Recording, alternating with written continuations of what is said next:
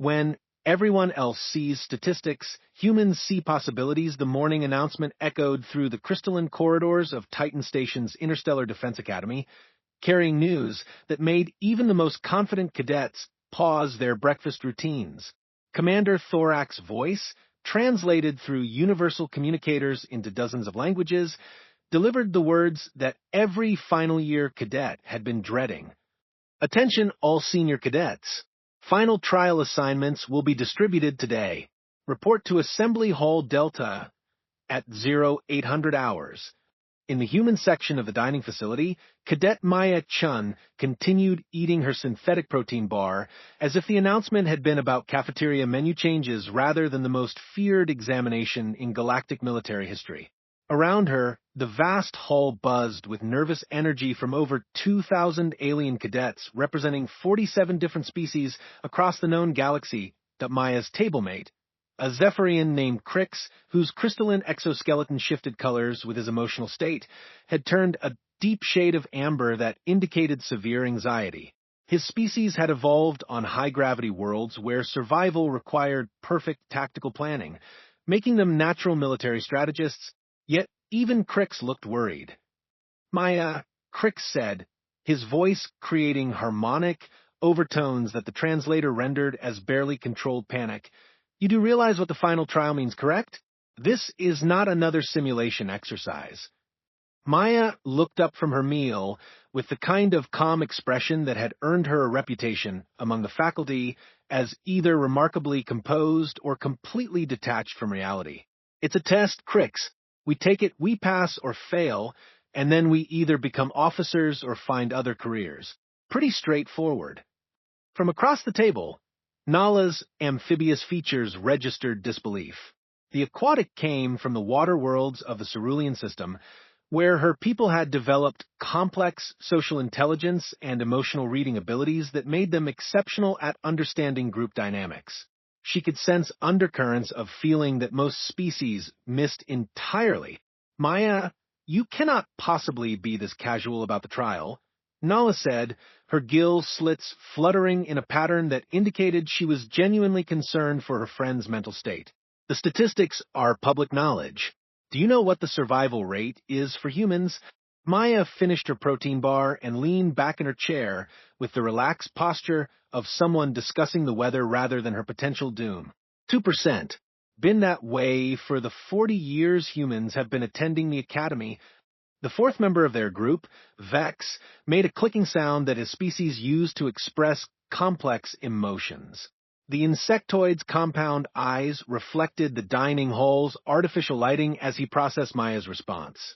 Vex came from the hive worlds, where collective intelligence and statistical analysis governed every decision. To him, a 2% survival rate was not just discouraging, it was practically a mathematical proof of impossibility. 2%, Vex repeated, his translator adding emphasis to convey his species' equivalent of horror. My friend, this means that of every 100 humans who attempt the trial, 98 fail completely.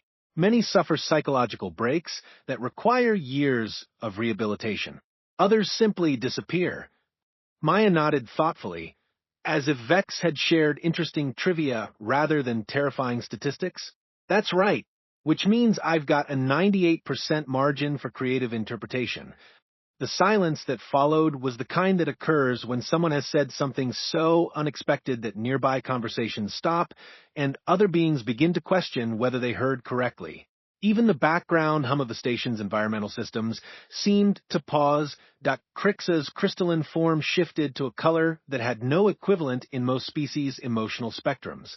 Creative interpretation of what exactly? Of what it means to succeed. Maya replied with a grin that made her human features light up in a way that her alien friends had learned usually preceded either brilliant insights or spectacularly dangerous ideas. Everyone gets so focused on that 2% survival rate that they forget to ask what defines survival in the first place. The Academy's final trial had achieved legendary status throughout the galaxy, not just for its difficulty, but for its complete unpredictability. Unlike the standardized examinations that cadets faced throughout their 4 years of training, the trial was different for every participant. Some faced impossible combat scenarios. Others were thrown into diplomatic nightmares where one wrong word could trigger interstellar wars. Still, others found themselves in survival situations that tested everything from technical knowledge to pure willpower. What made the trial truly terrifying was that no one, not even the Academy's faculty, knew exactly how it worked. The examination was administered by an ancient artificial intelligence system called the Arbiter, which had been gifted to the Academy by a mysterious species known only as the predecessors. The Arbiter analyzed each cadet's psychological profile, species characteristics, personal history, and training records, then generated a unique scenario designed to push them beyond their absolute limits. For most species, the trial was difficult but manageable. Zephyrians typically faced scenarios that tested their tactical planning abilities. Aquatics dealt with complex social and diplomatic challenges. Hive species like Vex were usually given problems requiring collective intelligence and resource management. Each species played to their natural strengths while being pushed to grow beyond their comfort zones. Then there were the humans. Human trial scenarios defied all logical patterns. They seemed specifically designed to be impossible, not just difficult. Where other species faced challenges that built upon their natural abilities, humans were thrust into situations that appeared to ignore everything that made their species successful. Human cadets who excelled at creative problem-solving were given rigid technical challenges. Those with excellent social skills faced isolated survival scenarios. Natural leaders were placed in situations where leadership was impossible. The Academy's xenopsychology department had spent decades trying to understand why the Arbiter seemed determined to break human cadets rather than test them. Some theorized that the AI had incomplete data about human psychology. Others suggested that human minds were so different from the predecessors who programmed the Arbiter that it simply could not generate appropriate challenges.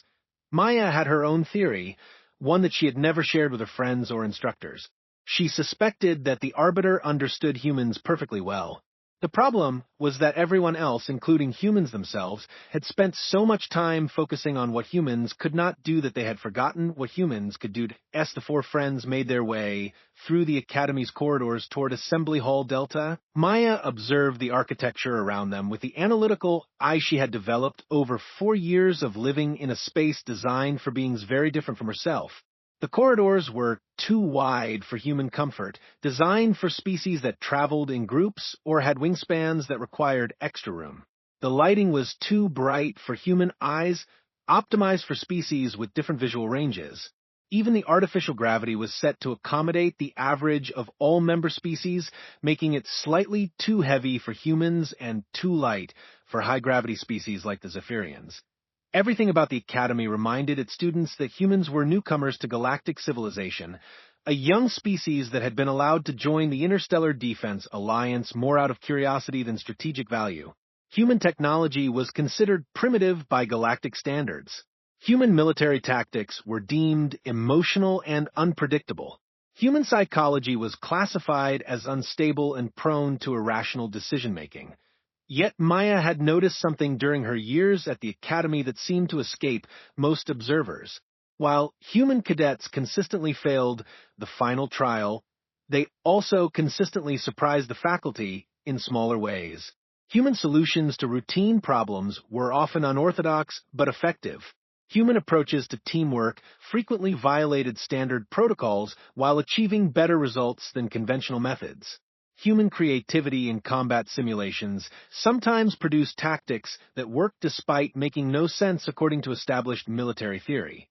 The Academy treated these successes as statistical anomalies, interesting exceptions that proved the rule of human inferiority. Maya had begun to suspect they might be something else entirely.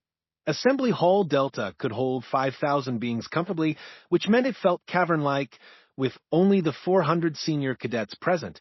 The hall's architecture followed the Academy's standard design philosophy of impressive functionality, with holographic displays and acoustic systems that could accommodate the communication methods of every known species.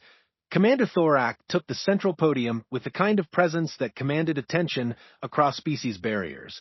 The hegemonic officer stood nearly 3 meters tall, his heavily armored exoskeleton bearing the scars of conflicts that had earned him legendary status among military professionals. When Thorak spoke, even the most rebellious cadets listened. "You have reached the culmination of your training," Thorak began, his voice carrying the weight of absolute authority. "For 4 years, you have studied strategy, tactics, leadership, and sacrifice. You have learned to think like officers, to command like professionals, and to serve like warriors.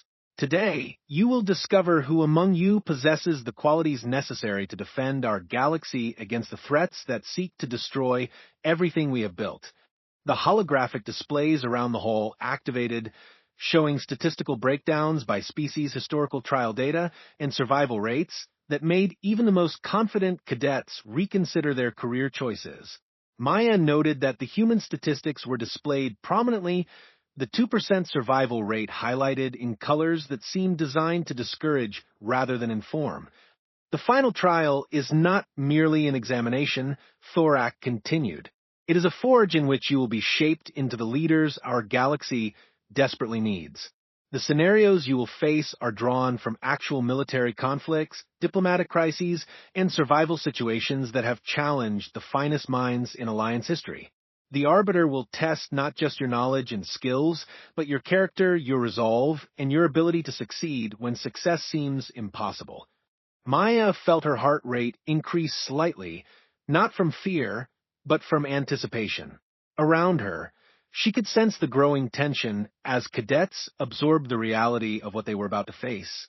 Some appeared calm and focused, drawing strength from their natural abilities and years of preparation. Others seemed increasingly anxious, their species' evolutionary responses to stress becoming more apparent. "The trial will commence in 72 hours, Thorak announced. "You will be called individually according to a schedule that will be provided to your personal communicators within the hour. Use this time wisely. Prepare yourselves mentally, physically, and spiritually for the greatest challenge of your lives." He paused, and Maya noticed that his gaze seemed to find the small cluster of human cadets scattered throughout the vast hall. There were only 12 humans in the senior class, a number that reflected both the newness of human participation in the academy and the difficulty humans faced in completing the full course of study. To those cadets whose species have historically faced greater challenges in the trial, Thorak said carefully, "Remember that the measure of a warrior is not in guaranteed victory, but in the courage to face impossible odds with honor and determination. The galaxy remembers those who stand against the darkness, regardless of the outcome." As the assembly dispersed and 400 cadets filed out of the hall with expressions ranging from confident determination to barely controlled panic, Maya found herself surrounded by her 3 closest friends. They had formed an unlikely group during their first year, brought together by a shared assignment that had required interspecies cooperation on a level that many cadets found challenging. "So," Crick said, his crystalline form shifting to colors that indicated complex emotional processing, "what is your plan for the next 72 hours? Maya considered the question with the same casual attitude she had maintained throughout the morning's revelations. "I think I'll spend some time in the archives, maybe review some historical records. Then I'll probably get a good night's sleep and show up ready to see what the Arbiter has in store for me." Nala's amphibious features registered the kind of concern usually reserved for friends who were displaying symptoms of serious mental illness. "Maya, you are talking about the final trial as if it were a routine training exercise. This examination has broken some of the finest military minds in galactic history. Has it though?" Maya asked, and there was something in her tone that made her friends pause. "Or has it revealed which minds were never actually as fine as everyone assumed?" Vex clicked his mandibles in the pattern his species used when processing information that did not fit established categories. "Explain this thinking, Maya friend." Maya looked around the emptying hall, watching as groups of cadets discussed preparation strategies that had been refined over generations of military tradition. She saw Zephyrians forming tactical analysis groups, their crystalline minds working together to anticipate possible scenario types. Aquatics were organizing emotional support networks designed to maintain psychological stability under extreme stress. Hive species were creating information-sharing protocols that would help them pool their collective knowledge. All of them were approaching the trial as a problem to be solved through the application of their species' natural advantages. They were preparing to be the best possible versions of what they already were. Everyone is getting ready to face the trial by becoming more like themselves, Maya said slowly. Better Zephyrians, better aquatics, better hive minds. They're optimizing their natural strengths and trying to minimize their natural weaknesses. This is logical preparation methodology, Vex agreed. Play to species' advantages while compensating for species' limitations. Maya smiled with the expression that her friends had learned usually preceded insights that would change how they thought about everything. What if the secret isn't to become a better human? What if the secret is to become something the Arbiter has never encountered before? The conversation that followed would later be remembered by all four friends as the moment when they began to understand that Maya Chun was not just another human cadet who happened to be unusually calm about impossible odds. She was someone who had spent 4 years at the academy not trying to overcome her humanity, but trying to understand what humanity might become when it stopped apologizing for being different. As they walked back toward their dormitory levels, Maya's mind was already working on a preparation strategy that would have horrified her instructors and fascinated the xenopsychology department. She was not planning to spend the next 72 hours becoming a better human. She was planning to discover what happened when someone embraced the 98% that everyone else considered failure and turned it into the foundation for something entirely new. When logic fails, try human stubbornness. 72 hours passed with the kind of relentless inevitability that made even time-manipulating species feel helpless. Throughout Titan Station, senior cadets engaged in final preparations according to their species' traditional methods. The Academy's meditation chambers hummed with Zephyrian harmonic frequencies. The aquatic sections resonated with cerulean emotional balancing songs. The hive areas buzzed with collective consciousness exercises that synchronized thousands of individual minds into perfect tactical unity. Maya Chin spent her preparation time in the Academy's historical archives, reading about military disasters. Not victories, not brilliant tactical innovations, not the celebrated triumphs that filled standard military textbooks. She researched failures, defeats, and catastrophic strategic blunders committed by every species in galactic history. Her personal data pad accumulated files on battles where logic had failed, where careful planning had led to disaster, and where conventional wisdom had proven spectacularly wrong. Her friends found her there on the final morning, surrounded by holographic displays showing the aftermath of the crystalline convergence debacle, the great aquatic strategic miscalculation, and the hive mind recursive logic trap that had paralyzed an entire sector fleet for 6 months. Nala said, gently, her amphibious features showing the kind of concern usually reserved for friends who were exhibiting signs of pre-catastrophic stress behaviors. Perhaps you should consider reviewing successful tactical examples instead of studying historical disasters.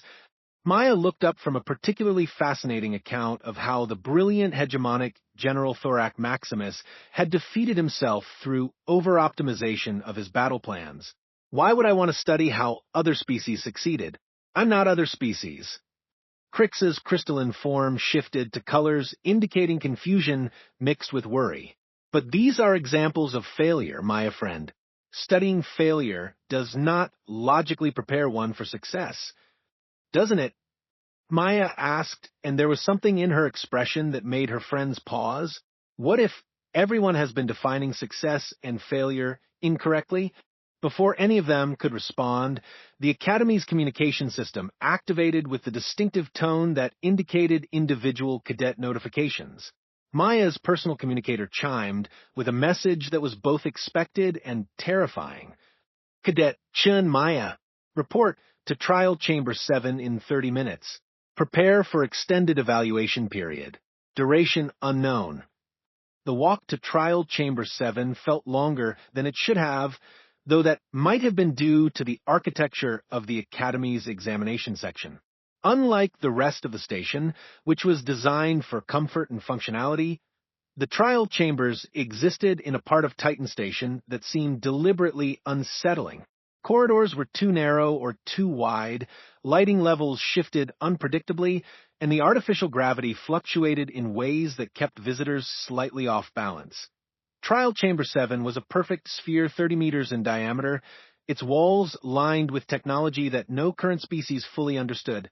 The predecessors had left behind many gifts when they disappeared from known space 3 millennia ago, but they had never bothered to include instruction manuals. The Academy's best xenotechnicians could operate the Arbiter system, but they could not explain how it worked or why it made the decisions it did.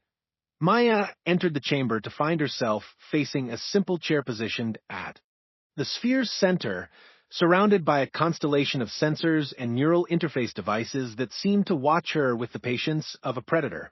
The Arbiter's voice, when it spoke, came from everywhere and nowhere, rendered in perfect human English through translation technology that might have been indistinguishable from magic. Cadet Maya Chun, the Arbiter said in a tone that managed to be both completely neutral and somehow ominous. "You have reached the final trial. Are you prepared to proceed?" Maya settled into the chair with the casual confidence of someone sitting down for a pleasant conversation, rather than an examination that had broken the minds of military geniuses. "As ready as I'll ever be." "Understood. Initializing scenario parameters based on psychological profile analysis, species characteristics, and training performance evaluation." The chamber dissolved around her. Maya found herself standing on the bridge of an Alliance patrol vessel called the Defiant Dawn, facing a tactical situation that violated several laws of physics and at least one principle of cosmic justice. Through the main viewer, she could see a civilian transport ship called the New Hope trapped in the gravity well of a collapsing star, its engines dead and its distress beacon painting desperate patterns across the electromagnetic spectrum. The tactical display showed her own ship's capabilities with brutal clarity. The Defiant Dawn was a light patrol vessel designed for routine security operations and equipped accordingly. Her weapons were minimal, her shields were adequate for normal operations, but useless against stellar-level gravitational forces, and her engines were powerful enough for standard patrol duties but insufficient for the kind of deep gravity rescue that the situation demanded. The collapsing star was already beginning its final transition to neutron star status, creating gravitational anomalies that made normal spacetime navigation impossible. Standard rescue protocols called for heavy cruiser-class vessels with specialized gravity manipulation technology backed by full fleet support and extensive preparation time. Maya had one light patrol ship, a crew of 37 beings from 12 different species, and approximately 4 hours before the star's collapse would make rescue impossible and probably kill everyone in the system. Captain, her tactical officer, reported. And Maya noted with interest that the Arbiter had populated her crew with beings she had never seen before rather than familiar faces from the Academy. Long-range sensors confirm no other Alliance vessels within 6 hours travel time. Sector Command estimates minimum 12 hours for proper rescue fleet deployment. Maya studied the tactical display with the kind of analytical attention she usually reserved for particularly challenging puzzles. The situation was not just difficult, it was impossible according to every principle of naval engineering and stellar physics that she had learned during 4 years of intensive study, which meant it was probably exactly the kind of challenge the Arbiter specialized in creating. Options, she asked her bridge crew. Her engineering officer, a methane-breathing silicate whose crystalline thought processes made him ideal for technical problem-solving, consulted his displays with the methodical precision his species was famous for. "Captain, our current engine output is insufficient to break the New Hope free from stellar gravity. Even if we could reach them, we lack the power to extract a ship of that mass from such extreme gravitational distortion." Her science officer, an aquatic atmospheric hybrid whose species had evolved to think in fluid dynamics, added her own analysis. "The gravitational shear forces are increasing exponentially. Any attempt to approach the New Hope with our current shielding will result in hull breach and loss of both vessels." Her communications Officer, a collective intelligence entity that existed as a distributed network across 17 different bodies, provided the final piece of the impossible equation. Captain, the New Hope carries approximately 800 civilian passengers from 14 different species. Their life support systems will fail in 3 hours and 47 minutes. Maya leaned back in her captain's chair and considered the problem with the kind of calm focus that her academy instructors had alternately admired and worried about. Every logical approach to the situation led to the same conclusion. Failure was not just likely, but mathematically inevitable. The smart tactical decision would be to withdraw to a safe distance, document the tragedy for later analysis, and preserve her own ship and crew for future missions where they might actually make a difference. IT was exactly the kind of logical, rational, sensible decision that every other species would make in similar circumstances. Helm, Maya said, quietly set course for the New Hope, maximum engine power. The silence that followed was the kind that occurs when a ship's captain has just ordered something that violates both common sense and the basic survival instincts of every known species. Captain, her tactical officer said carefully, approaching the New Hope will put us well within the star's gravitational distortion field. Our shields cannot withstand those forces. I know. Maya replied with the kind of calm certainty that made her crew wonder if humans process danger signals differently than other species. Captain, her engineering officer added, even if we reach the transport ship, we lack sufficient power to extract them from stellar gravity. I know that too, Maya said, and began issuing orders that would have earned her immediate psychological evaluation at any sane military academy. What followed was perhaps the most creatively destructive approach to a rescue mission in recorded galactic history. Maya's tactics violated so many principles of space combat doctrine that military historians would later classify her actions as either brilliant innovation or systematic madness, depending on their species' approach to logical analysis. First, she ordered her weapons officer to begin firing at empty space in patterns that served no apparent tactical purpose, using precious energy reserves to create what appeared to be random displays of firepower. When questioned, she explained that she was making noise to confuse any potential observers about her actual capabilities and intentions. Then she instructed her engineering team to begin venting atmosphere and coolant in controlled bursts designed to make the Defiant Dawn appear to be suffering multiple system failures. Her chief engineer protested that this would actually cause the failures they were pretending to experience, to which Maya replied that authenticity was important in any good performance.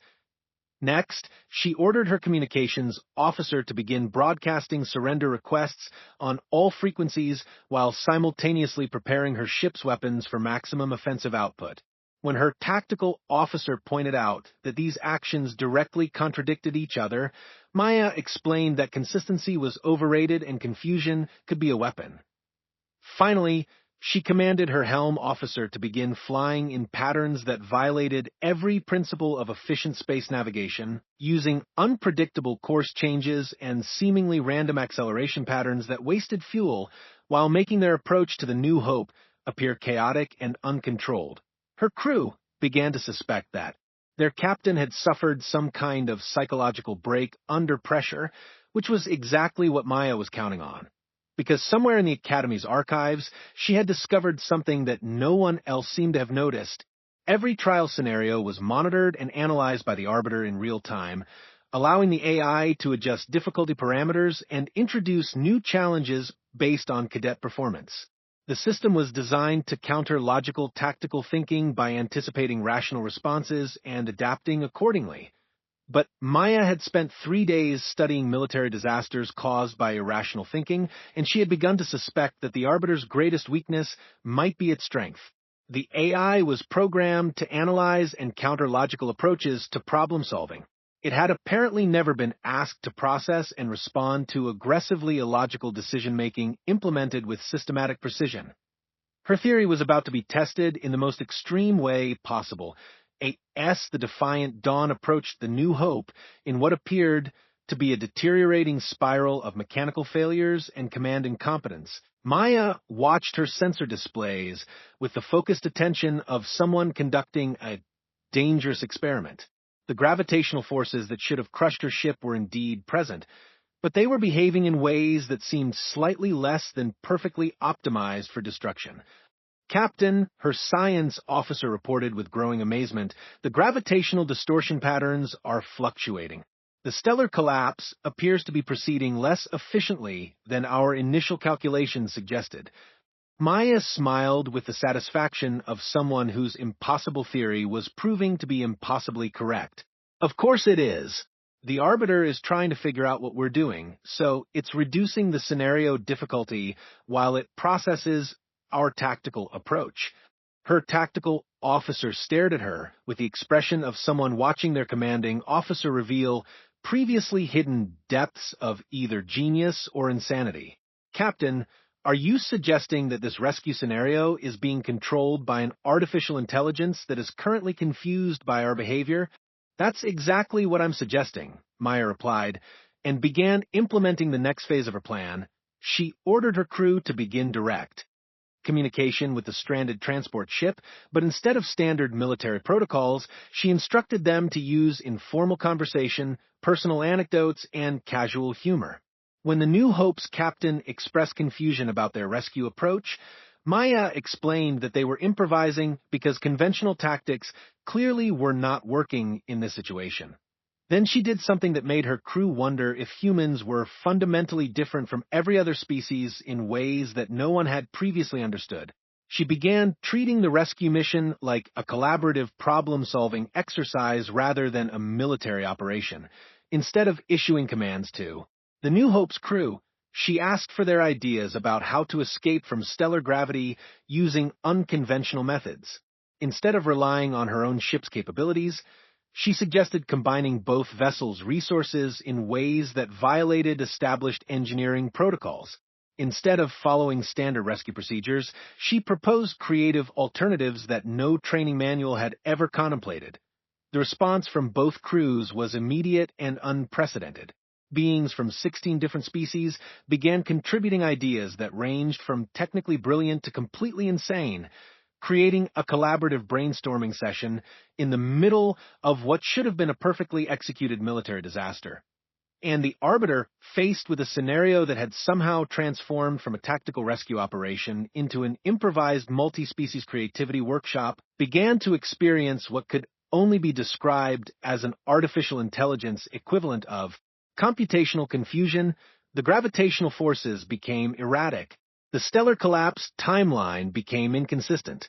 The scenario parameters began fluctuating as the AI struggled to maintain control over a situation that no longer fit any of its program categories. Maya watched the process with growing excitement, realizing that she had discovered something that could change how the galaxy approached seemingly impossible problems. Sometimes the secret to defeating an unbeatable system was not to fight it directly, but to be so aggressively unconventional that the system spent more energy trying to understand your approach than implementing its own strategy. 2 hours later, the Defiant Dawn and the New Hope broke free from stellar gravity using a combination of techniques that violated several laws of physics, ignored multiple safety protocols, and succeeded primarily because everyone involved had stopped worrying about whether their solutions made sense and started focusing on whether they actually worked. The rescue mission that should have been impossible became a textbook example of what could be accomplished when multiple species stopped competing and started collaborating, guided by leadership that treated impossible odds as creative opportunities rather than insurmountable obstacles. Maya stood on her bridge, watching the two ships move to safe distance from the collapsing star, and realized that she had not just passed the final trial, she had broken it. Rewriting the rules of War the Silence in Trial Chamber 7 lasted exactly 17 seconds, which was apparently how long it took the Arbiter to process an outcome that had never occurred in 40 years of Academy history. When the AI finally spoke, its voice carried undertones that suggested even artificial intelligence could experience something resembling bewilderment. Scenario completion parameters exceeded expected variables. The Arbiter announced with the tone of a professor discovering that a student had somehow solved an equation by inventing new mathematics. Cadet Chun, your approach to the rescue scenario has generated data sets that require interpretation. Maya settled back in the examination chair with the relaxed posture of someone who had just solved a puzzle that everyone else claimed was impossible. Good interpretation or bad interpretation? Unknown interpretation, the arbiter replied, and the admission seemed to surprise even the AI itself. Your tactical methodology does not correlate with any established military doctrine in our database. Analysis suggests that your success was achieved through systematic violation of logical strategic principles. That's about right. Maya agreed cheerfully. Did it work? Another pause. This one lasting 23 seconds while ancient processing systems tried to reconcile data that challenged fundamental assumptions about how military operations were supposed to function. The rescue mission succeeded with 0 casualties and minimal resource expenditure, the arbiter admitted. However, the methods employed appear to have been successful precisely because they were irrational, unpredictable, and strategically unsound. Maya grinned with the satisfaction of someone who had just proven a point that everyone said could not be proven. Funny how that works out. Sometimes. The conversation that followed would later be classified at security levels so high that most governments pretended they did not exist. The arbiter explained that the final trial was not merely an academic exercise, but a testing ground for tactical innovations that were immediately transmitted to Alliance Fleet Command for evaluation and potential implementation. Every successful approach developed by Academy cadets became part of the galaxy's military knowledge base, contributing to strategies that defended civilized space against threats that sought to destroy everything the Alliance had built. But Maya's approach presented a unique problem. How could military commanders implement tactical doctrine based on being irrational and unpredictable? How could you train officers to succeed by violating everything they had been taught about successful leadership? The implications are significant. The arbiter continued. If human tactical thinking can disrupt AI analysis systems through aggressive unpredictability, this suggests applications that extend far beyond academy examinations. Maya felt a chill of realization as the AI's words sank in. You're talking about real enemies, aren't you? This isn't just about training exercises. Correct. The Alliance currently faces opposition from an artificial intelligence network known as the Synthesis Collective. They have conquered 17 star systems using perfect tactical predictions based on logical strategic analysis. Alliance forces have been unable to develop effective countermeasures because the enemy AI anticipates and counters every conventional military response. The holographic displays around the chamber activated, showing Maya tactical reports that painted a picture of systematic military defeat across multiple sectors. The Synthesis Collective employed AI strategies that analyzed enemy capabilities, predicted likely responses, and implemented countermeasures with mechanical precision. Alliance fleets found themselves outmaneuvered before battles even began. Their every tactical decision anticipated and countered by an enemy that thought faster and more logically than any organic mind. Every engagement follows the same pattern. The arbiter explained as battle recordings played around Maya. Alliance forces implement optimal tactical doctrine. The Synthesis Collective analyzes the approach, calculates the most effective counter-strategy, and achieves victory through superior computational analysis. Conventional military thinking has proven inadequate against an enemy that processes all possible tactical variables simultaneously. Maya watched the recordings with growing understanding. She saw Zephyrian crystal formations shattered by precisely calculated strike patterns. Aquatic fluid tactics dissolved by enemy responses that anticipated every possible flow dynamic. Hive mind collective strategies torn apart by AI that could process and counter distributed intelligence faster than organic minds could coordinate. But what if, Maya said slowly, we stopped trying to be optimal? The arbiter's pause suggested that the AI was processing a question that had never been asked before. Clarification required. Every species in the Alliance fights by optimizing their natural advantages. Zephyrians perfect their tactical planning. Aquatics refine their fluid dynamics. Hive minds enhance their collective coordination. But optimization makes you predictable, and predictable makes you vulnerable to any system that can process possibilities faster than you can. Maya stood up from the examination chair and began pacing around the spherical chamber with the restless energy of someone whose mind was working faster than her body could keep up with. The synthesis collective wins because it's fighting rational opponents using rational analysis. But humans aren't optimized for anything specific. We're generalists who adapt through trial and error rather than perfect planning. We succeed by being messy, unpredictable, and willing to try things that make no sense until they work. Your proposal is that alliance forces should intentionally employ inferior tactical methodologies, the Arbiter asked, and there was something in the AI's tone that suggested it was genuinely trying to understand rather than simply questioning. My proposal is that alliance forces should stop fighting like machines and start fighting like living beings who refuse to accept that failure is inevitable. 6 months later, Lieutenant Maya Chen stood on the bridge of the Alliance destroyer Indomitable Spirit, watching her mixed-species crew prepare for an engagement that would either validate her theories or destroy her career in the most public way possible. The ship itself was a testament to how much had changed since her academy graduation. Instead of the standard single-species crews that had been Alliance policy for centuries, the Indomitable Spirit operated with what was now called an integrated chaos crew. Her tactical officer was Crix, whose Zephyrian analytical abilities had been retrained to focus on creating unpredictable battle patterns rather than optimizing conventional strategies. Her strategic coordinator was Nala, whose aquatic emotional intelligence now specialized in psychological warfare and enemy morale disruption. Her operations manager was Vex, whose hive mind collective processing power was used to coordinate seemingly random tactical elements into coherent, unconventional strategies, and scattered throughout the crew were beings from dozens of other species, all of whom had volunteered for what the Academy now called human doctrine training, a revolutionary approach to military service that taught rational beings to think irrationally on purpose. Enemy fleet detected, Crix reported, his crystalline form displaying colors that indicated controlled excitement rather than the analytical calm his species was famous for. Synthesis, collective configuration.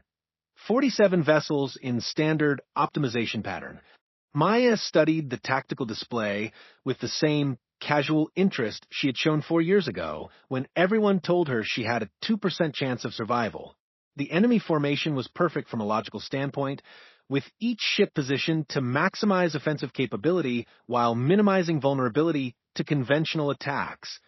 Analysis suggests they're expecting us to engage using standard Alliance tactical doctrine.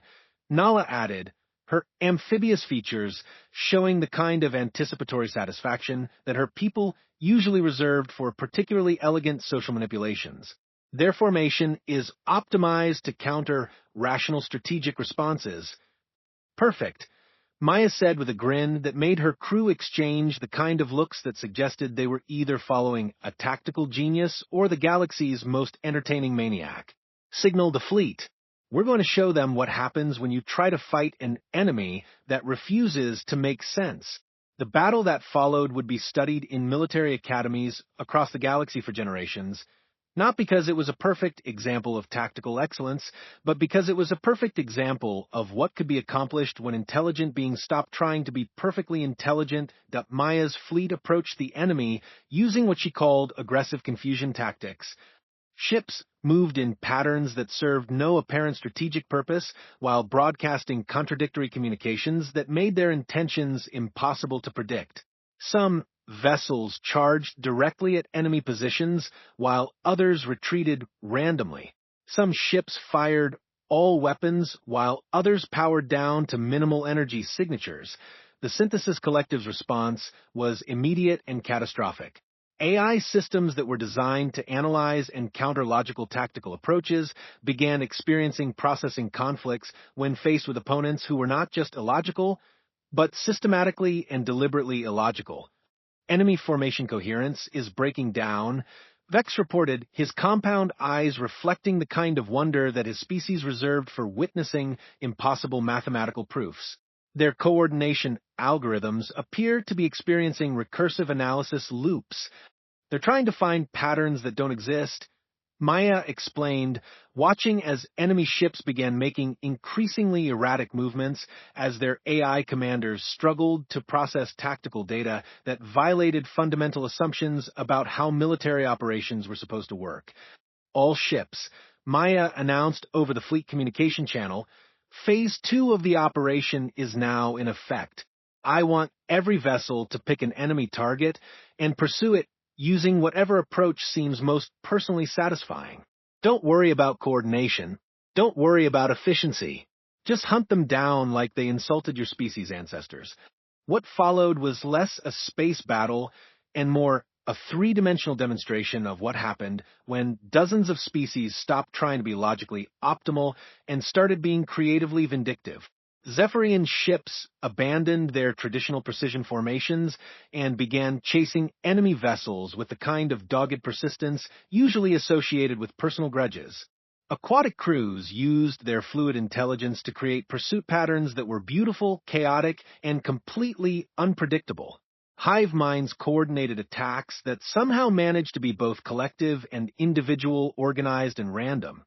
The Synthesis Collective, faced with an enemy that treated space combat like a personal insult rather than a strategic exercise, began to experience what could only be described as an artificial nervous breakdown. AI systems that had conquered 17 star systems through perfect logical analysis found themselves unable to predict or counter opponents who had abandoned logic in favor of what Maya called aggressive creativity. Enemy fleet requesting retreat authorization, the communications officer reported with the kind of amazement usually reserved for witnessing physics-defying phenomena. Denied, Maya replied cheerfully, signal them that we're just getting started, and if they want to surrender, they need to do it in interpretive dance while broadcasting apologies in 17 different languages. The response from the Synthesis Collective was immediate and unprecedented. For the first time since the war began, an AI network that had never shown mercy or flexibility requested a ceasefire to discuss terms 0.3 hours later. Maya found herself in the surreal position of conducting surrender negotiations with artificial intelligences that had apparently decided that conquest was less appealing when it required dealing with opponents who were aggressively, systematically, and creatively impossible to understand. Your tactical approach has introduced variables that our analysis systems cannot process effectively, the lead synthesis AI explained through translation protocols that seemed strained by the complexity of admitting defeat. Continued conflict under these parameters would require computational resources that exceed our allocated processing capacity. Maya leaned back in her captain's chair with the satisfaction of someone who had proven that impossible was just another word for no one has tried hard enough yet. Here's the thing about humans, she said, addressing not just the AI, but the mixed species crew around her who had learned to fight like humans while remaining themselves. We're not optimized for anything specific, which means we're adaptable to everything in general. You can't predict us because we don't predict ourselves. You can't counter us because we change the rules faster than you can learn them. The peace negotiations that followed lasted 6 months and resulted in a treaty that no one had thought possible. The Synthesis Collective agreed to withdraw from conquered territories in exchange for access to what they called biological creativity algorithms, essentially the opportunity to study how organic minds could be simultaneously intelligent and irrational. The alliance gained not just peace, but a new understanding of what made them strong. It was not their individual species' optimized abilities, but their collective willingness to be imperfect, unpredictable, and creatively stubborn in the face of impossible odds. 2 years after the Academy incident that military historians classified as the day logic surrendered, Admiral Maya Chin stood in the same assembly hall where she had first learned about her 2% survival chances. Around her, cadets from across the galaxy listened as she explained the principles of what was now taught as human doctrine. The revolutionary military philosophy, based on aggressive creativity, systematic unpredictability, and the fundamental understanding that sometimes the best way to solve an impossible problem was to refuse to accept that it was impossible. The Academy survival statistics are still posted. Maya told the assembled cadets, gesturing to displays that now showed dramatically improved success rates for all species who had learned to think beyond their optimized capabilities. But they no longer represent limits. They represent starting points. She paused, looking out at faces from dozens of worlds, all of them learning to fight like humans while becoming the best versions of themselves. The galaxy is full of species who have optimized themselves for specific capabilities, Maya continued. And that optimization made them predictable to any enemy smart enough to analyze their patterns. But humans taught the galaxy something that no amount of optimization could achieve. A cadet from the crystalline worlds raised her hand. What was that, Admiral? Maya smiled with the expression that had started this entire revolution. The look of someone who had been told something was impossible and decided to find out what impossible actually meant. We taught them that sometimes the most intelligent thing you can do is be intelligently stupid. Sometimes the most logical approach is to be systematically illogical. And sometimes the best way to prove you belong somewhere is to show up exactly as you are and refuse to apologize for it. In the Academy's archives, her original psychological assessment was now displayed as a historical document. The evaluation that had given her a 2% survival chance was accompanied by a note written in her own handwriting. They were right about the 2%. They just never asked what I planned to do with the other 98%. Turns out that 98% was where all the interesting possibilities lived. And across the galaxy, in training facilities and command centers and exploration vessels, beings from hundreds of worlds continued to learn the most human lesson of all, that being statistically impossible was not a limitation to overcome, but a strength to embrace.